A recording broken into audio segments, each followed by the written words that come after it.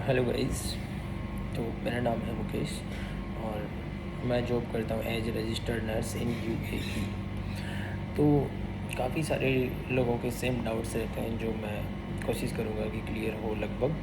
जो normal doubts ये होते हैं कि कैसे क्या प्रोसेस होती है दुबई या फिर जो यूएई में जितने भी एमिरेट्स हैं उनमें जॉब करने के लिए।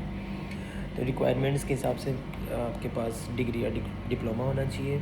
और उसके बाद एक्सपीरियंस की हम बात करें तो एक्सपीरियंस एज ए फ्रेशर भी आप यहाँ आ सकते हो, लेकिन वो डिपेंड करता है कि आपने ये जो अपनी कॉलेज या जो डिग्री डिप्लोमा पास आउट किया वो कब किया।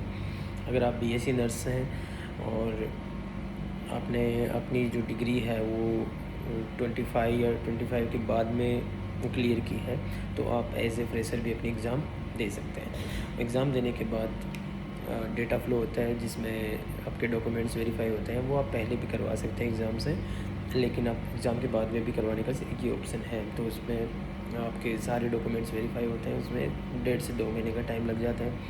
एग्ज़ाम आप कभी भी बुक करवा सकते हैं, वो आप पे डिपेंड करता है। ऐसे कोई पर्टिकुलर ये नहीं है कि जैसे सितंबर में होगी, मार्च में होगी, अप्रैल में होगी, ऐसा कुछ भी नहीं है। आप अपने अकॉर्डिंग उस एग्ज़ाम बुक करवा सकते हैं। और जो मटेरियल है वो ऐसा कुछ भी स्पेसिफ़िक या फिर ऐसा मटेरियल नहीं है कि आप एक किताब से पढ़ सकें या फिर कुछ भी। वही आपका जो हॉस्पिटल सेटअप से रिलेटेड क्वेश्चन सब मिल जाते हैं आपको, आपके जो नर्सिंग में आपने पढ़ा है उससे रिलेटेड मिल जाते हैं। और जैसे एमएसएन के और सीएचएन के रिसर्च के भी आते हैं। तो ये सारा मटेरियल का हुआ। फिर एग्ज़ाम आप कभी भी बुक करवा सकते हैं। एग्ज़ाम में पास होने के लिए आपको 60% चाहिए होता है और बाकी थोड़ा बहुत मेरिट पे डिपेंड करता है। कभी कभार आप 54 पे भी 55 पे भी पास हो सकते हैं। और जैसे ही आपकी एग्ज़ाम आपने पास की उसके बाद आप डेटा फ़्लो करवाओ अपना। डेटा फ़्लो में जो 1.5 से 2 महीने टाइम लगने के बाद लास्ट में आपका होता है एलिजिबिलिटी लेटर के लिए अप्लाई। वो होता है यहाँ का लाइसेंस कि आप यहाँ जॉब कर सकते हैं कि नहीं कर सकते हैं। उसके लिए एक बार आपके पास एलिजिबिलिटी लेटर आ गया तो आप उसके बाद यहाँ जॉब्स के लिए सर्च कर सकते हैं, अप्लाई कर सकते हैं।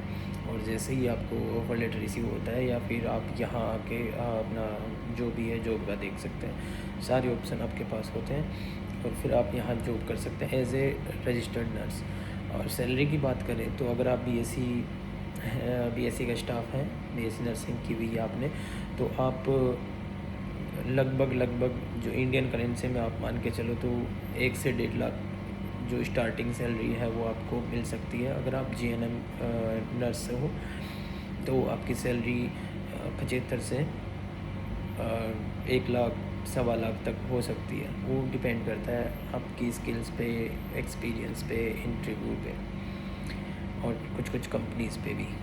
और रहने का जो है वो अकोमोडेशन, ट्रांसपोर्टेशन, वो सारा कंपनीज़ पे डिपेंड करता है। लगभग कंपनीज़ यहाँ दे देती है जो इंडस्ट्रियल वाली होती हैं। हॉस्पिटल्स में कुछ में देते हैं, कुछ में नहीं देते हैं।